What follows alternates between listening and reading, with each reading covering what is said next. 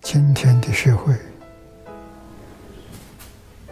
大家都知道，可以说已经是非常明显呈现出来乱世，乱的程度，东西方历史里头找不到，有过乱，没有这么乱，所以很多人忧虑怎么办？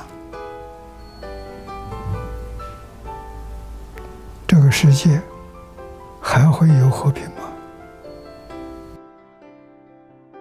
乃至于国家领导人都这样说法，还会不会有太平日子？那问题是问我们，环境是我们人类创造的，主宰是我们要和平，还是要动乱？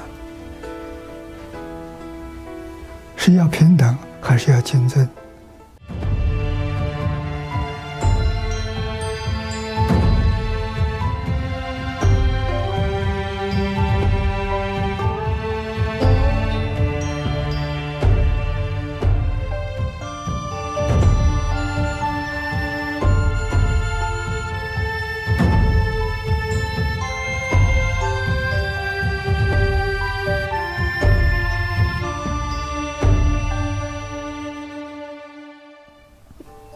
我们遇到难题了，这个难题是个人的，个人就是身心健康，身心健康出了问题，到全是要找修身的，修身，家庭不和去找齐家的，对，这叫齐家的，这个治国，大的是治全国，小的是治一个县、一个村庄、一个小镇，镇长，遇到事情不能解决了，你到里面去找，一定可以找得到，他会帮助你解决问题。这部书可以救中国，可以救全世界。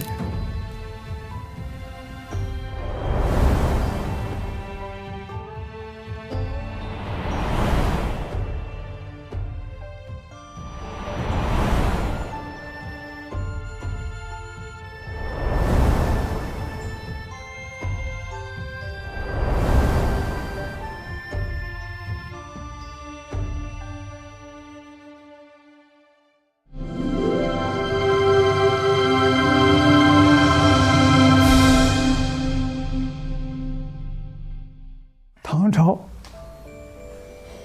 在中国历史上很值得赞扬的一个时代。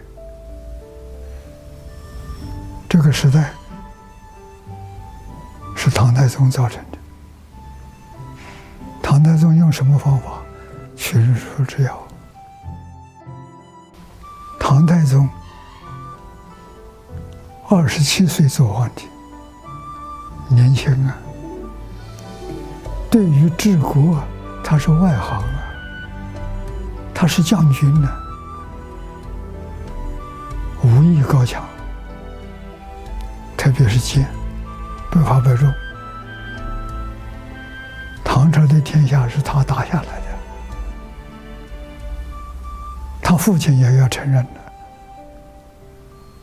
没有他就没有唐，唐是他缔造的。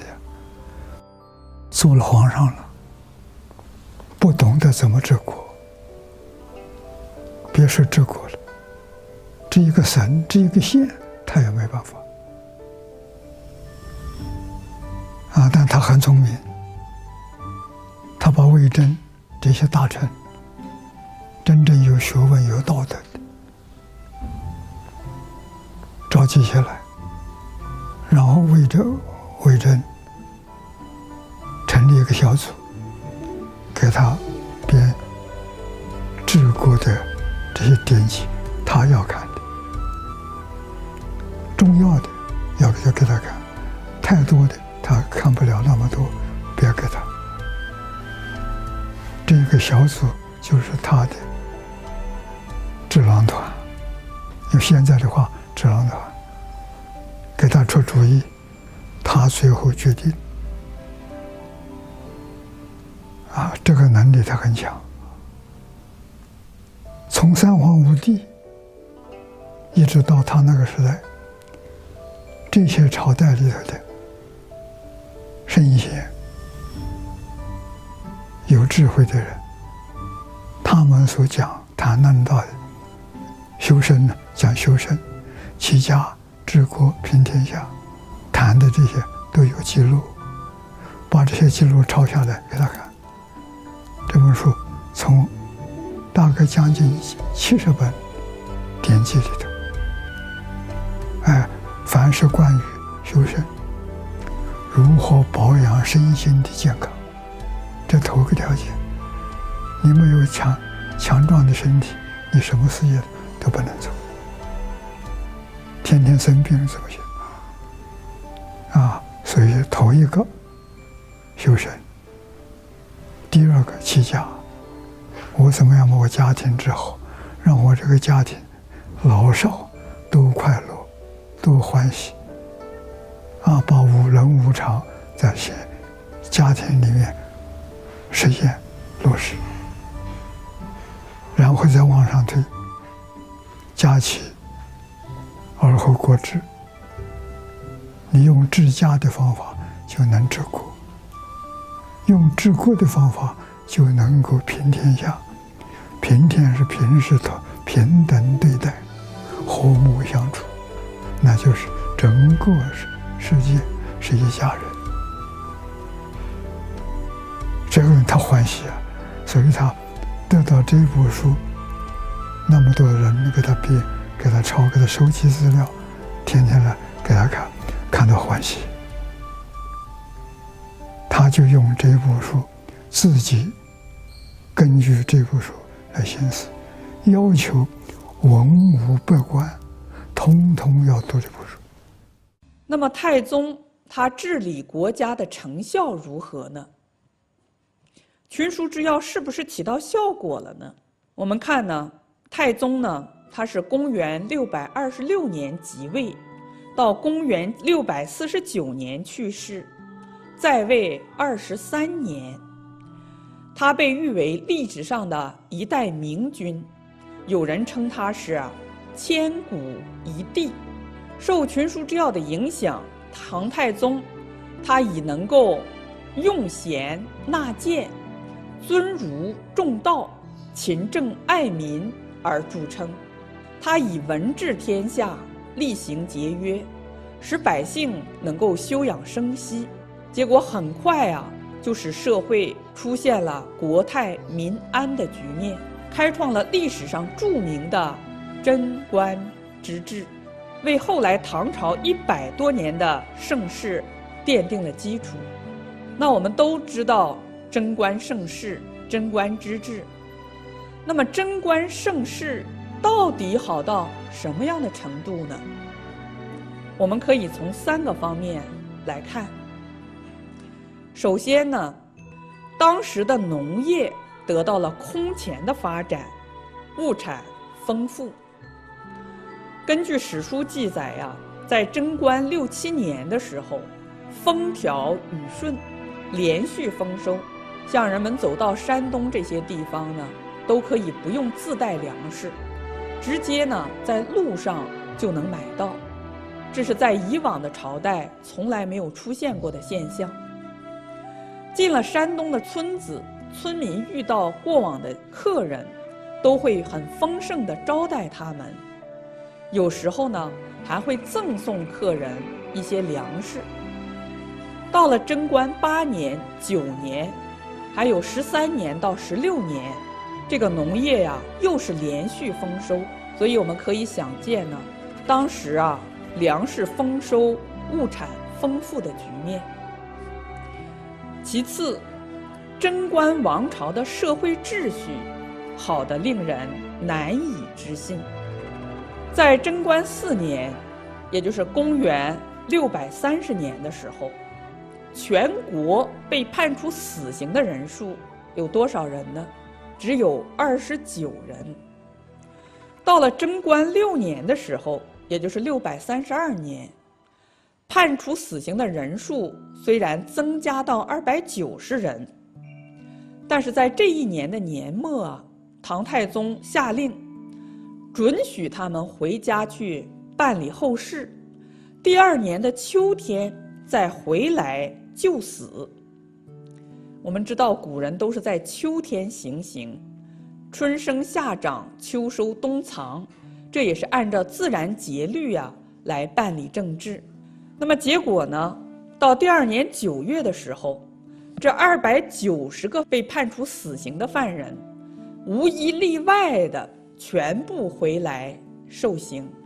那从这里我们就知道了，即使是被判处死刑的犯人都没有逃跑，可见这些人呢，他都有羞耻心，他都知道自己做错事应该接受处罚，他没有怨言。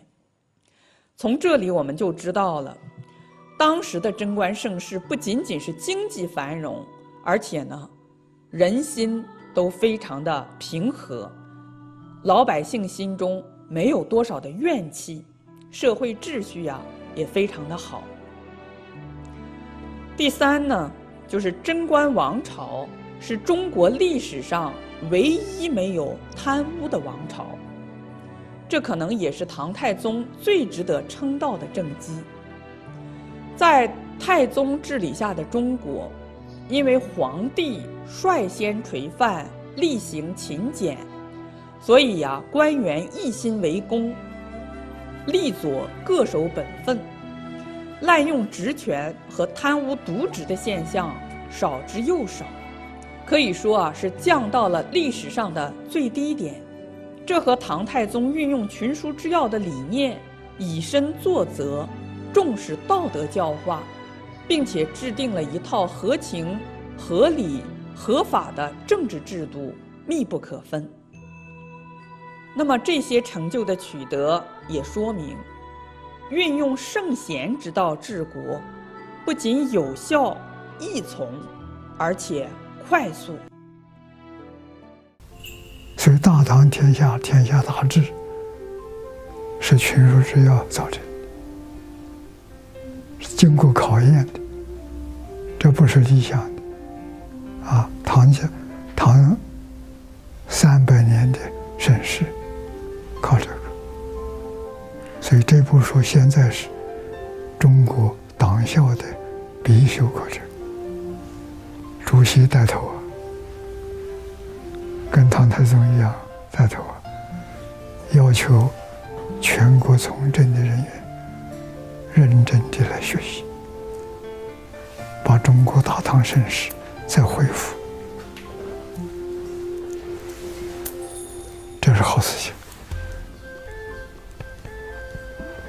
这书里有经历就这里。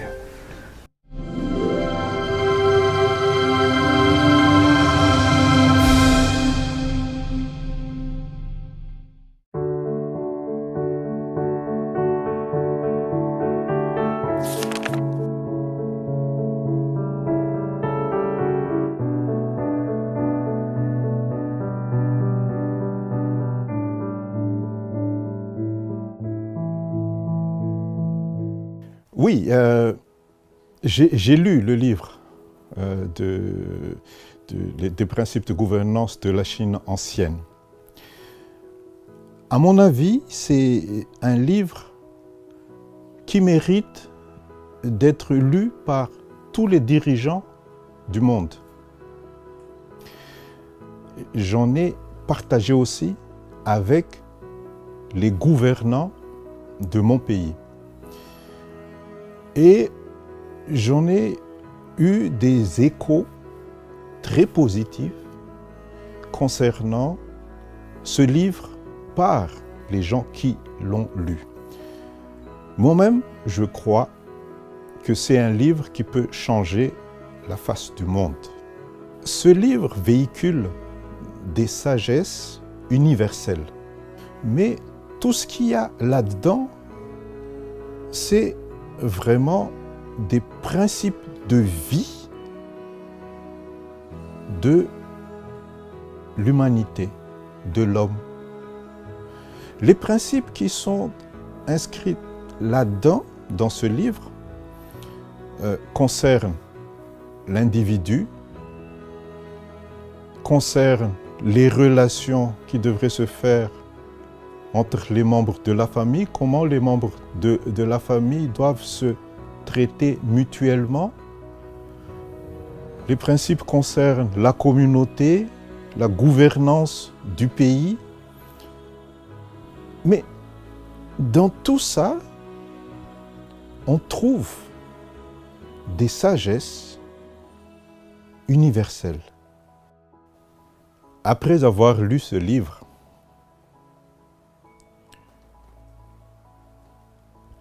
on s'y réfère tout le temps, même dans la vie quotidienne.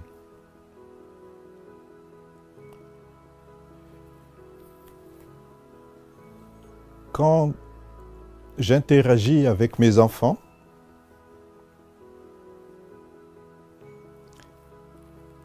quand il y a un peu de difficulté,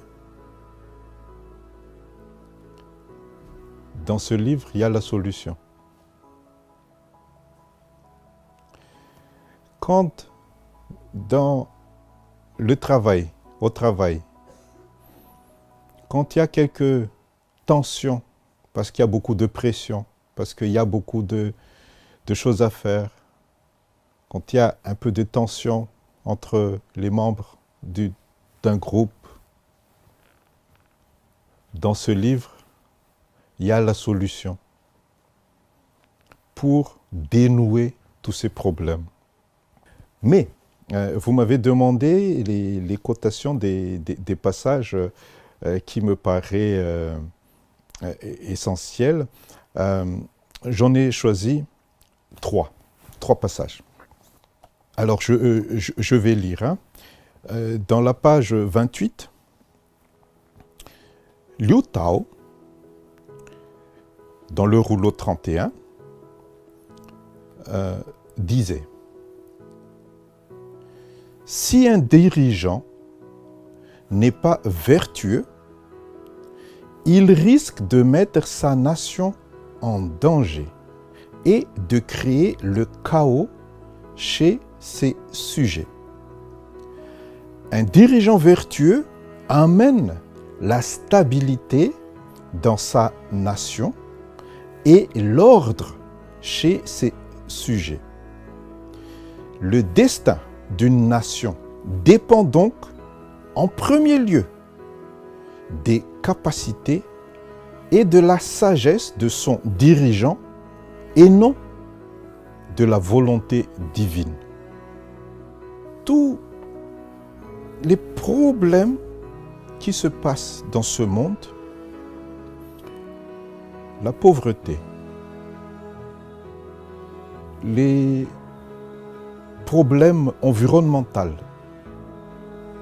la maladie, tout ça ont des liens avec la mauvaise gouvernance. Et ce livre, les principes de gouvernance de la Chine ancienne, donne des indications claires concernant ce qu'il faut faire, ce qu'il ne faut pas faire pour avoir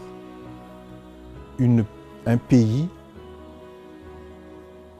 en paix, stable. Actuellement, on est en phase, en période préélectorale à Madagascar.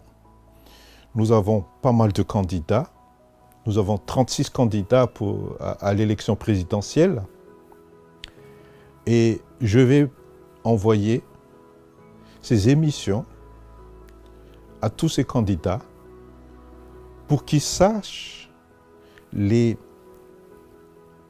ces sagesses ancienne, ces principes de gouvernance de la Chine ancienne qui pourraient aussi être utilisés pour gérer un pays comme Madagascar. Quand on gère un pays, quand on est face à de différents problèmes, à des urgences extraordinaires, des fois, les dirigeants ont tendance à faire des choses à la va-vite, trop vite. Et bien sûr, ils font des erreurs. J'ai personnellement discuté avec quelques dirigeants qui m'ont demandé mon avis. Je leur ai dit, voilà, j'ai 2 textes à vous lire, à vous dire, et vous prenez la conclusion que vous pouvez prendre. Et je leur ai donné ces 2 textes. Dans ce livre, Les principes de gouvernance de la Chine ancienne, en page 14 et page 15. Confucius disait, faire une faute, mais ne pas la corriger, voilà la véritable erreur. Donc, si le dirigeant est conscient qu'il a fait une faute, il faut qu'il corrige. Sinon, c'est là vraiment qu'il fait l'erreur. Le deuxième texte que je leur ai donné, c'était, la suite, c'est Zigong disait, les erreurs d'un homme de bien sont comme les éclipses de soleil et de lune. Lorsqu'il faute, tout le monde voit ses défauts. En se rectifiant, la lumière revient comme après l'éclipse et tous le regardent avec respect. C'est très important pour le dirigeant alors de connaître ses fautes, avoir l'humilité de les rectifier. Sinon, ils n'auront plus le respect de la population et il ne pourra plus gouverner cette population. Après avoir discuté avec ces quelques dirigeants, le gouvernement a pris à Madagascar une décision. Je ne dis pas que c'était grâce parce que je leur ai dit ces 2 textes, mais je suis sûr que ça les a influencés dans leur décision. Ils ont décidé de ne pas faire le forcing sur un texte de loi qui ont été votés à ce moment-là. Ils ont décidé de faire marche arrière et de changer de politique, changer de structure de gouvernement, changer de gouvernement pour avoir la stabilité. Et grâce à ce mouvement de rectification des fautes, le pays, pour le moment, est stable, en paix, et on peut espérer pouvoir faire les élections d'ici 3 mois. Donc, c'est un exemple très concret comment moi personnellement j'ai utilisé ce livre, qui est mon oreiller pratiquement, parce que je lis ce livre avant de dormir et des fois quand je me réveille.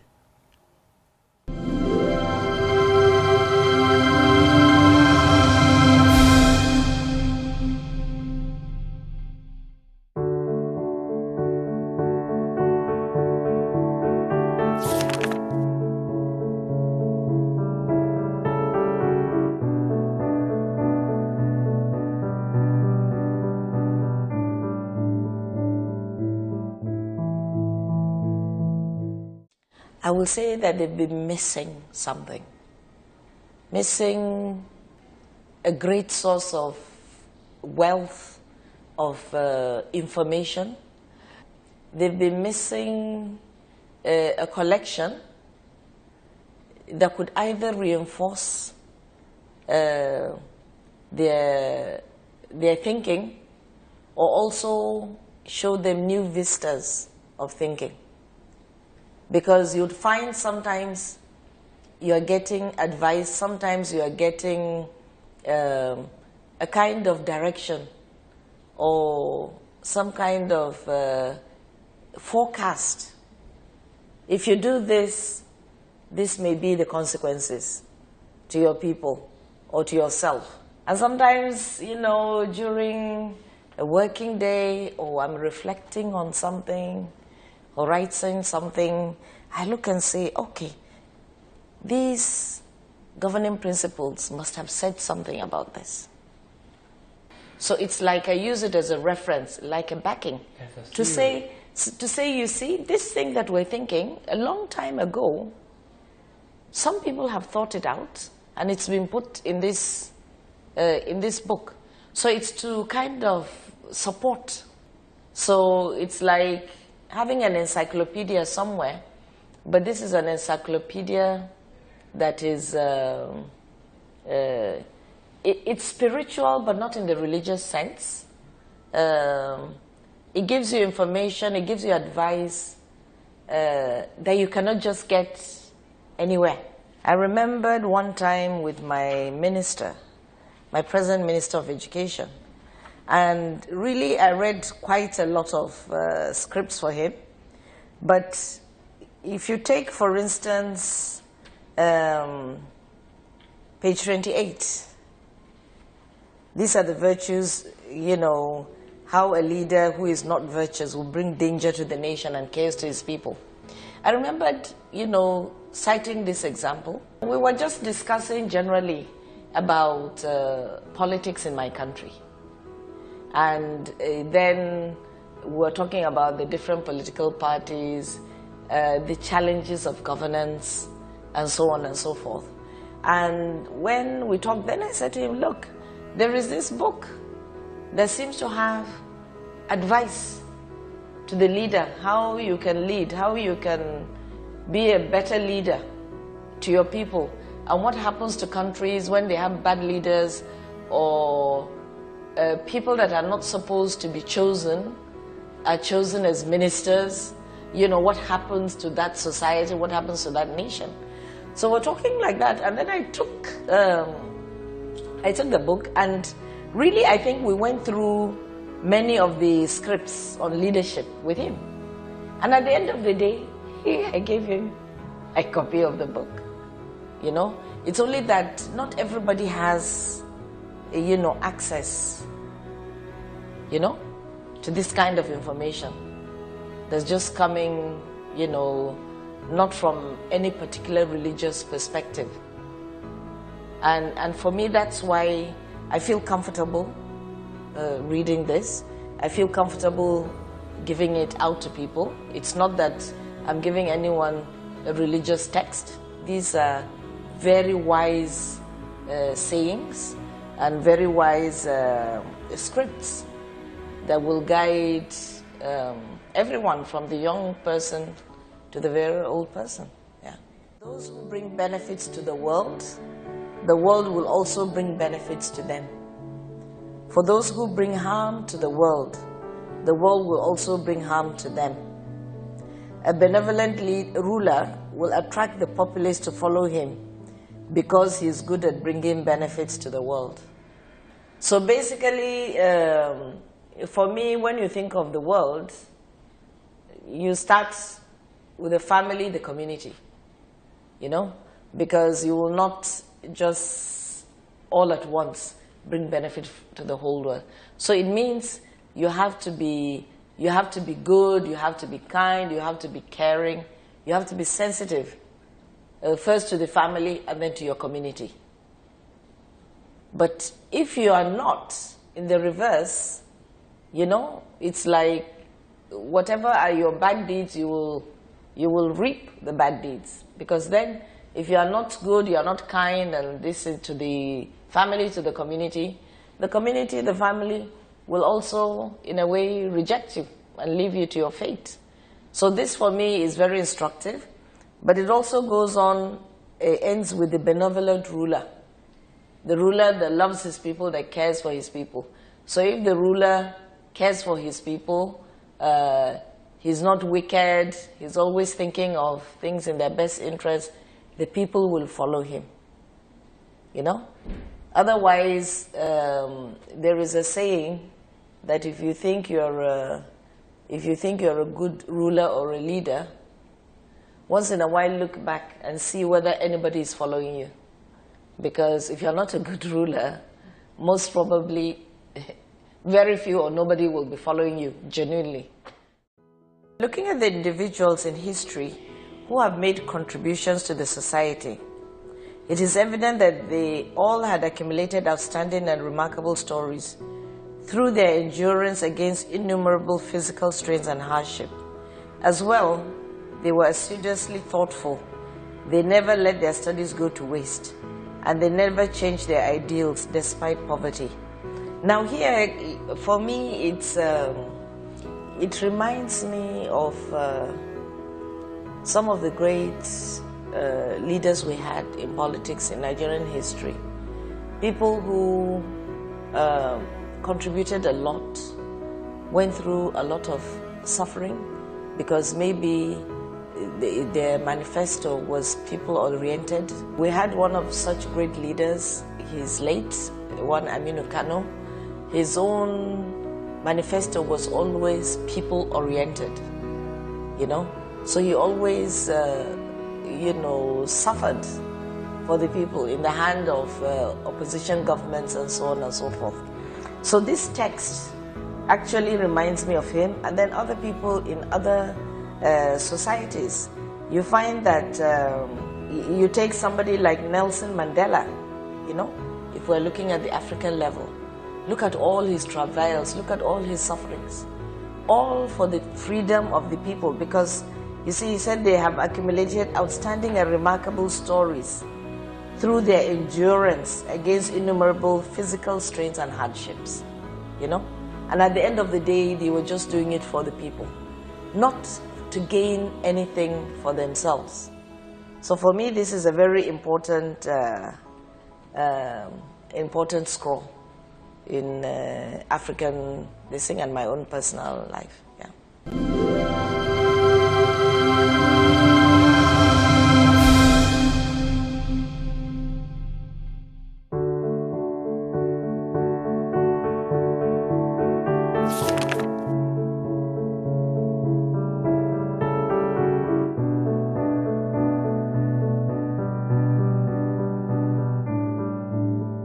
These books actually covers almost all the aspects and parameters of the good governance.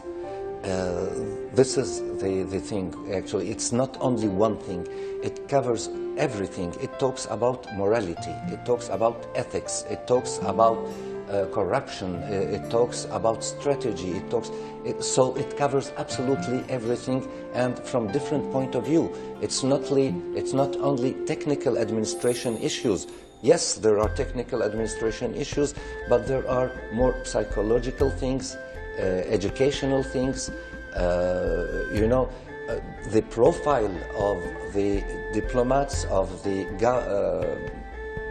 governing persons.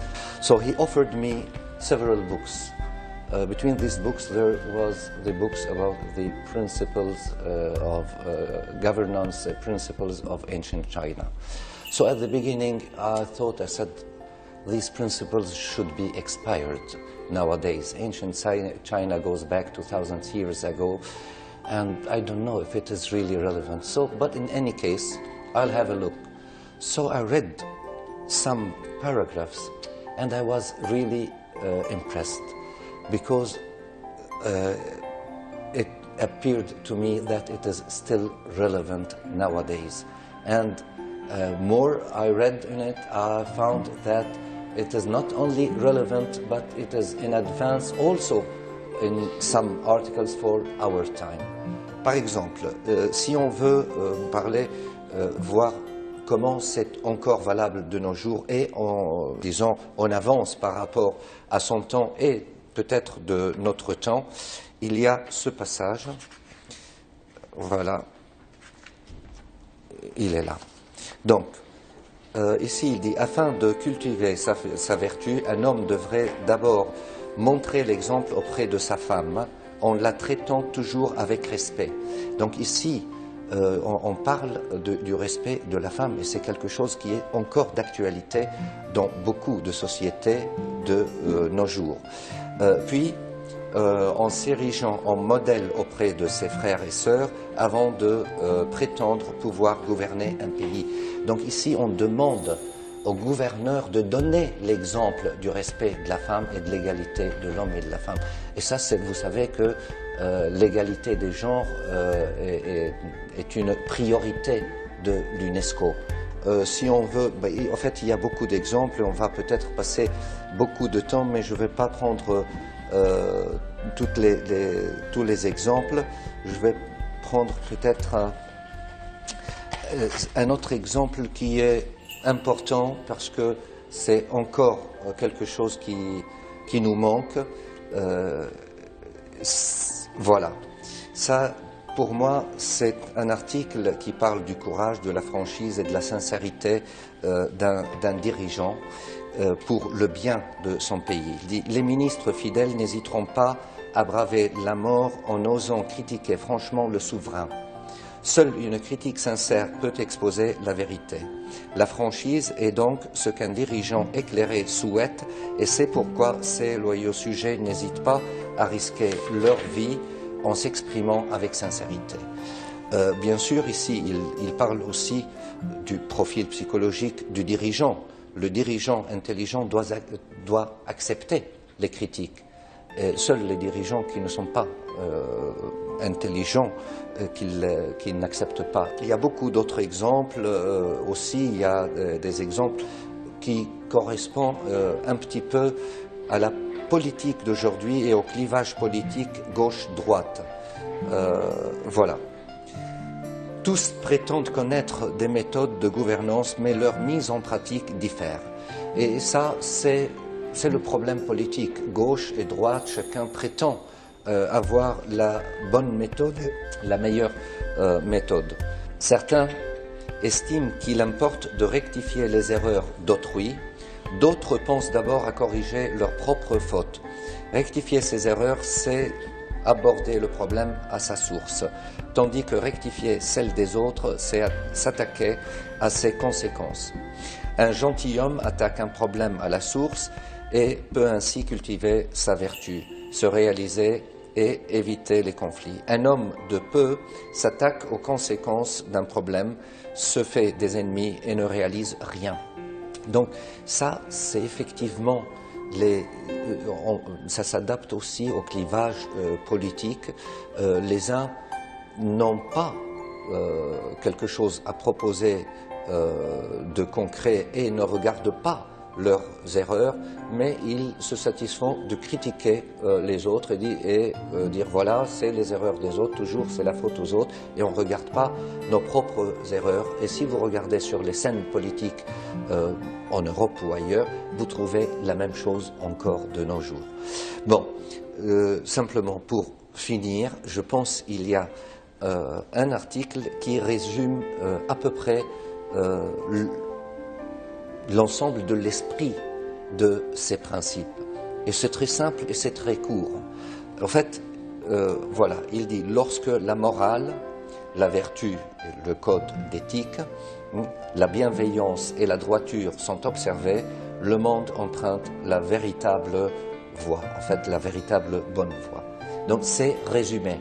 La bonne voie peut être atteinte à travers ces principes qui respectent la morale, la vertu, l'éthique, la bienveillance et la droiture. Et en réalité, tous les autres principes sont basés sur ou bien morale, ou vertu, ou bienveillance, ou droiture, ou justice, ou égalité, etc. Donc, je pense sincèrement que quand on lit, même au hasard des fois, on n'est pas obligé de le lire dans l'ordre. On peut lire au hasard et on trouve toujours que c'est approprié et c'est pertinent encore aujourd'hui et probablement demain. À mon avis, ces principes, ce sont des principes qui rapprochent l'homme de son état d'humain, de l'humanité. Et surtout, ça s'adresse aux gouvernants, et malheureusement, c'est les gouvernants de nos jours, à travers le monde, qui ont besoin de respecter ces principes. The most important thing to keep in mind is that these principles are still relevant nowadays, and they are based on the ideal principles of human beings, which is equality, justice, morality, ethics, and so on. So the most important thing to keep in mind the relevance of these principles. This is the first thing. Second thing, these principles could apply for any directing organ or person, and it is available not only for diplomats or for governing people, but for anybody who is involved in any administration, and also actually it could be used by any citizen just for the principles themselves. Since the principles, as I mentioned, are still relevant and are in advance. So this book could be read by anybody. And actually, there are different levels of understanding also of these principles. But whatever the level of understanding that you have, it will be also, always benefit for the person who reads it.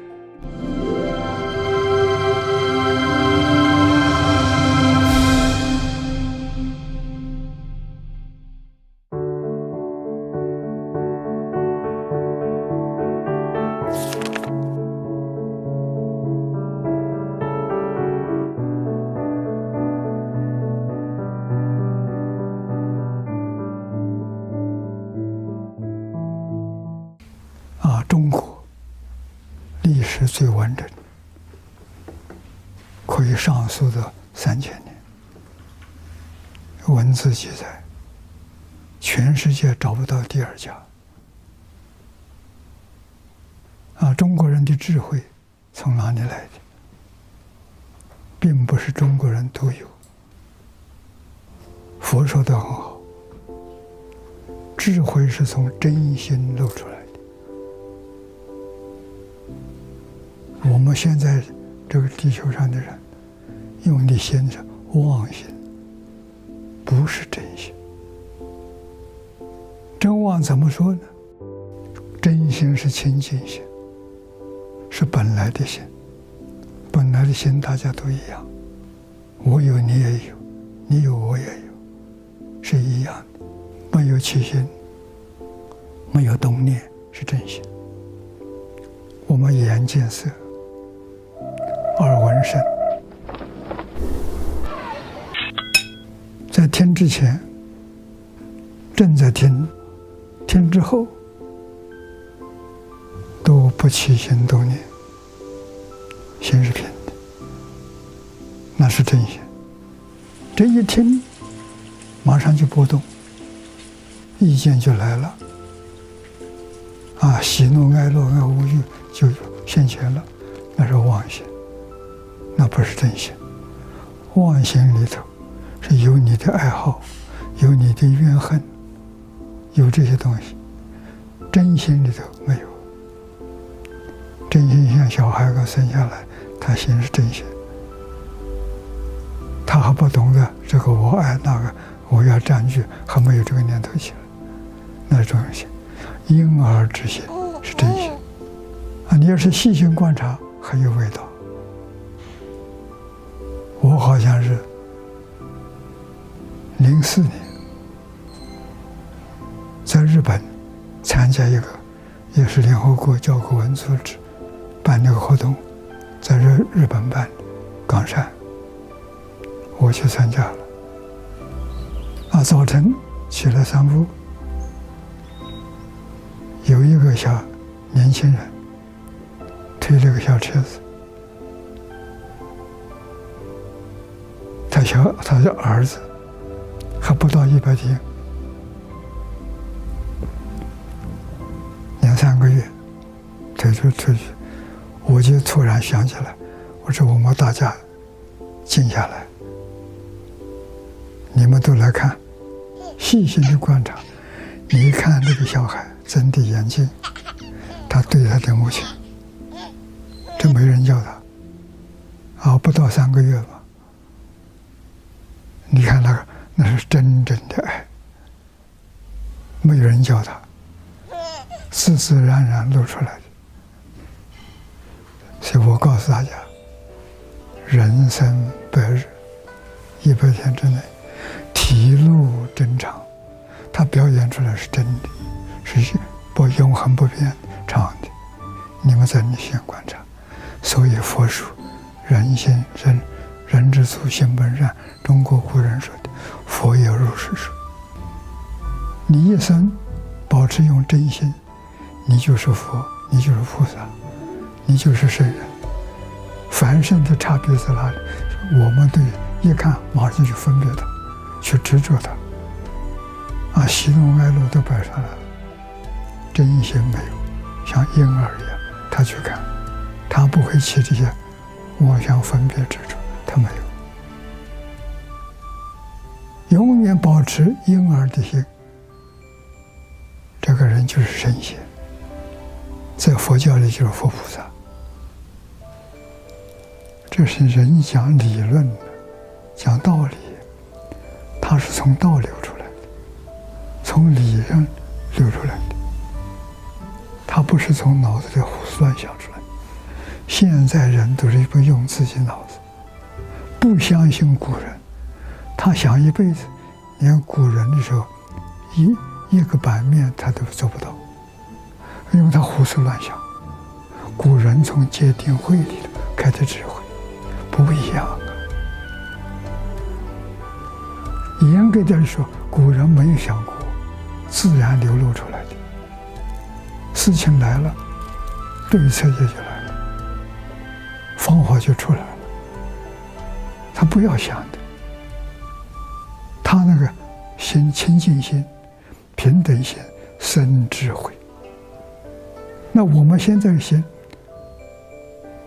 生烦恼，不生智慧啊！现在我们起心动念、分别执着，全是烦恼。所以你不相信古人，你没有经过古人的道路，他的路你没走过，你不知道他这个路的好处。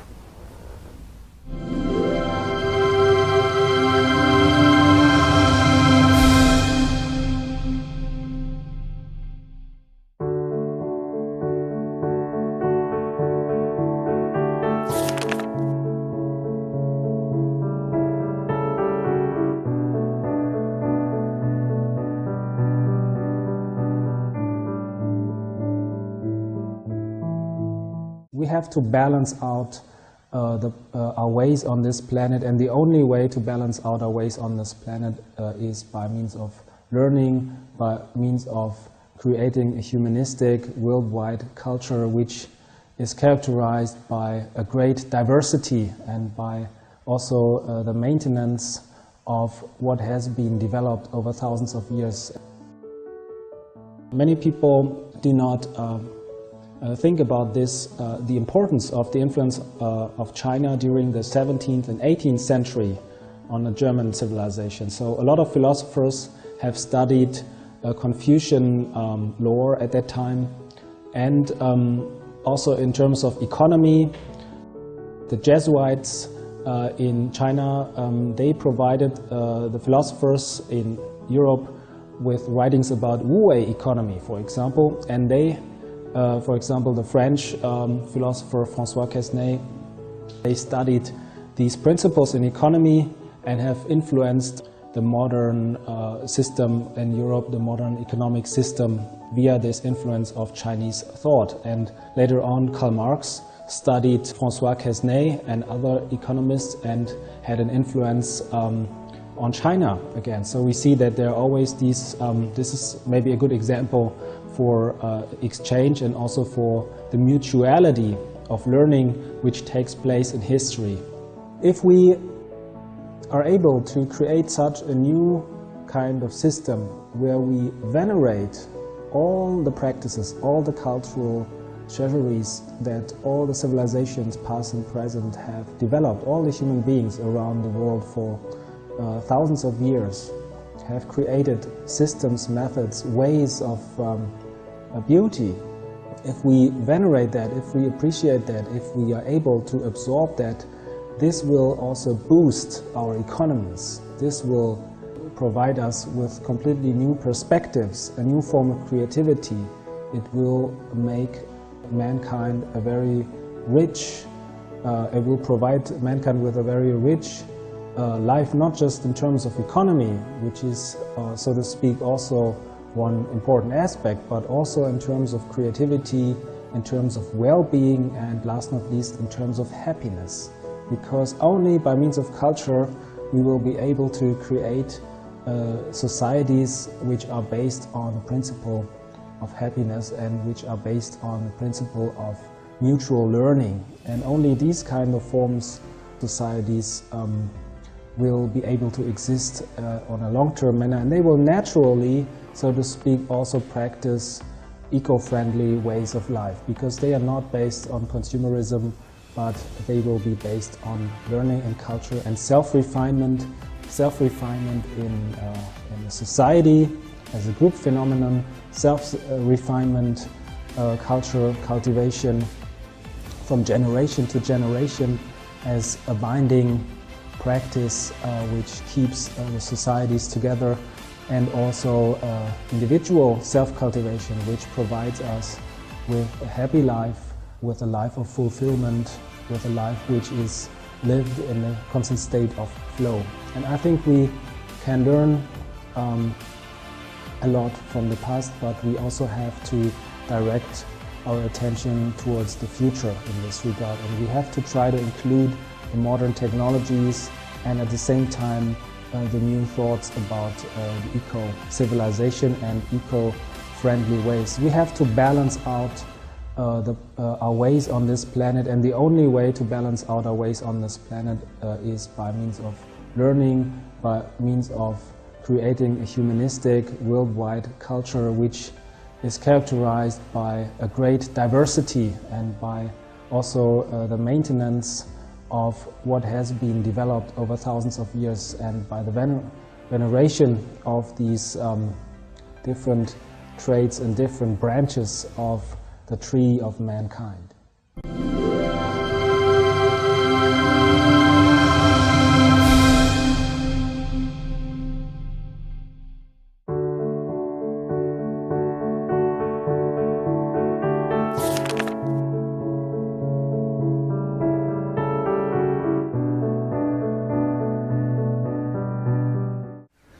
我在15年，前年15年，我参加联合国的这个和平会议，完了之后，我就到伦敦去，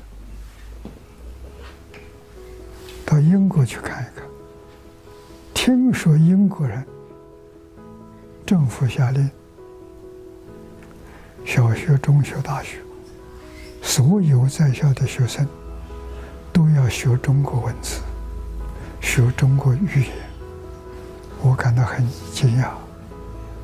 我就看看到底真的是假的。啊，去的时候不知道怎么走路逢人，上医院接待。啊，所以我跟着上医院这些医院谈论这个事情。